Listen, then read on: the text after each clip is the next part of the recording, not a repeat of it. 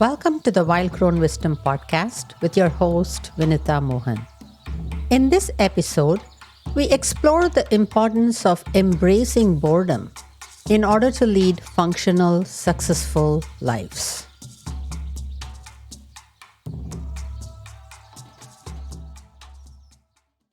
The greatest threat to success is not failure, but boredom. James Clear in Atomic Habits.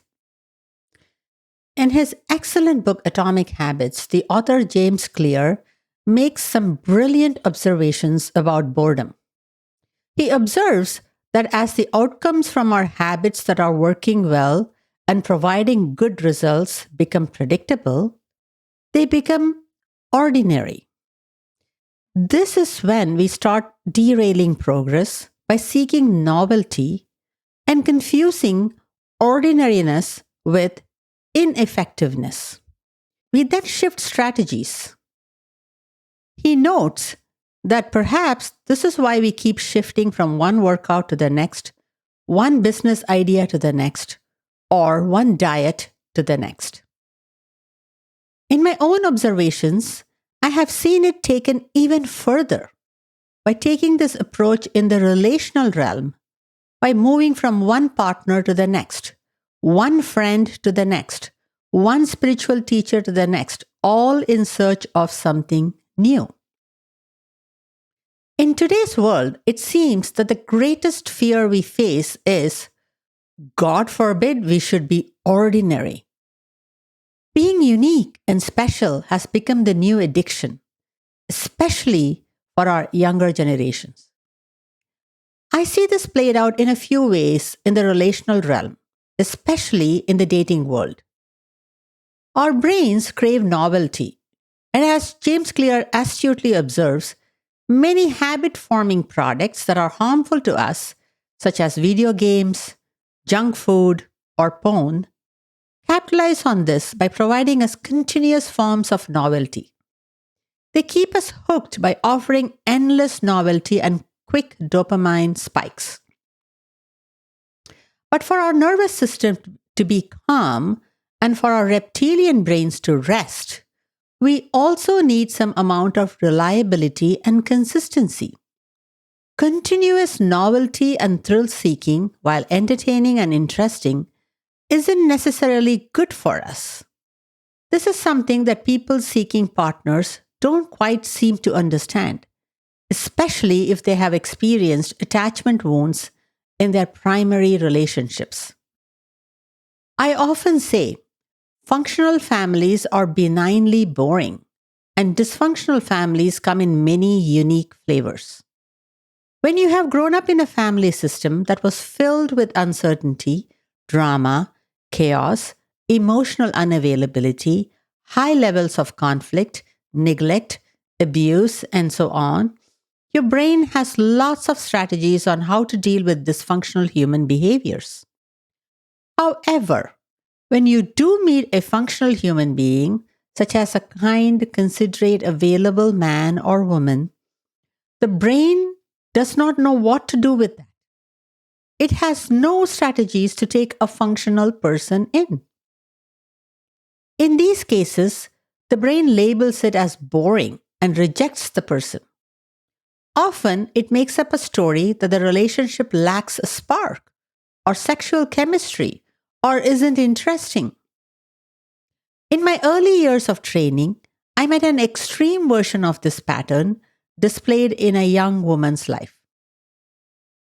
Many years ago, I worked with a young woman who grew up in a very high conflict household. Physical abuse was on the daily menu for this poor girl. As a result, her young brain associated love with abuse, and to her, one of the expressions of love was to get beaten. So it was no surprise that she had a string of abusive boyfriends, and one of them got her pregnant, and then abandoned her as a teen mom. A few years later, she dated a kind man who treated her well and eventually married her. They moved to another state and were happy for a while. As she narrated the story, she told me that life was very peaceful. Dinners were quiet. He was an attentive listener, never argued with her, and very respectfully disagreed with her on occasion. He encouraged her to work and pursue a career. As the months went by, she started to get very bored. No conflicts, no abuse, no makeups, no problems. Her brain went nuts. At this point in her story, the young woman told me something that I will never forget in my life. She said, "What kind of a man claims to love his woman and doesn't beat her up?" She couldn't take it anymore. She called up her abusive ex-boyfriend, her baby's daddy, and asked him to come and rescue her. She needed to be rescued from the kind husband and the functional marriage she had with him. And like the great hero in cheap romance novels, the ex-boyfriend showed up, beat up her husband, and rescued her from the most boring functional relationship she had ever been in. Needless to say, she got back together with her abusive boyfriend, who started beating her up again. But life was certainly not boring. While this may be an extreme case to prove a point, I hear many different, milder versions of the story from many other clients. Whenever they meet a young woman or a man who seems to display secure attachment, gives them space, treats them with respect, and life feels safe and predictable, the brain seems to categorize it as ordinary, mundane, and boring. There's nothing to post on Instagram or share with friends during dinner parties or make funny TikTok videos about. And then the panic sets in. Are we become ordinary? How boring! But as James Clear reminds us, nothing stays exciting forever. And if we want a peaceful, successful life, we must learn to fall in love with boredom. We all say we want peace and happiness. But when we finally get them, we don't know how to handle them. Our wounded egos reject peace as boring. Don't get me wrong. I'm not trying to paint a picture of a comatose, disengaged, robotic long-term relationship. In fact, that is what kills many long-term marriages, disengagement. But what I am alluding to is not to confuse functionality with boredom. Many people who are looking for partners quote traits like humor, interesting hobbies, novel life experiences, and a stage performer as what they are seeking in a life partner. I point out to them that what their limbic system, the system primarily involved in relationship, is looking for is reliability, consistency, physical proximity, and unconditional love. These are qualities of an attuned parent, and that is what we seek from each other in intimate relationships.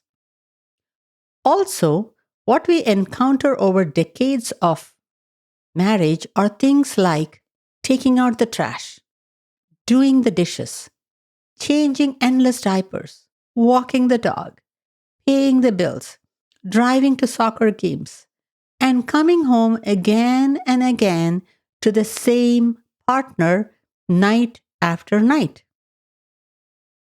The thrill seeker seeking novelty all the time, looking for fresh material for his or her Instagram posts, isn't going to show up like this for you. He's going to run in the other direction at the first hint of boredom. If you want a stable, peaceful, and high-functioning, successful long-term relationship with a partner, you need to be looking for someone who can become endlessly fascinated by doing the same functional things over and over again. and hopefully with you. What you truly need is a person who can fall in love with boredom.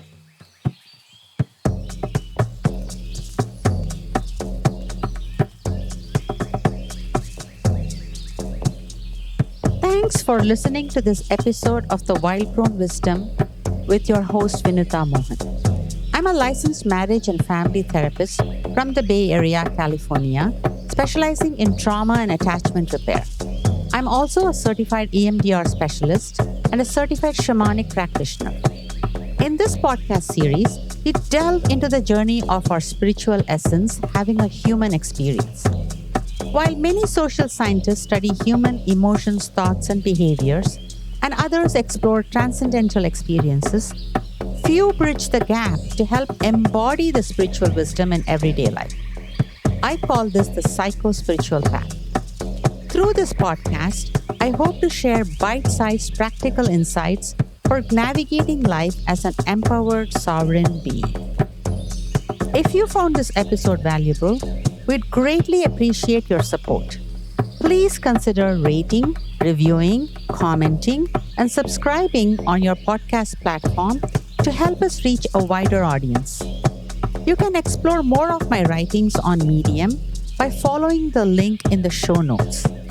We'd also love to hear about your experience, so feel free to share your thoughts with us at wildcronewisdompodcast@gmail.com. Thank you for being part of our journey. Please be advised the information provided in the Wild Crone Wisdom podcast is intended for general information purposes only. Vinutha Mohan is a licensed therapist and healer. However, the content shared in this podcast does not replace or constitute professional advice, therapy, or counseling. It is essential to consult with a qualified mental health professional for personalized guidance regarding your unique circumstances. Thank you.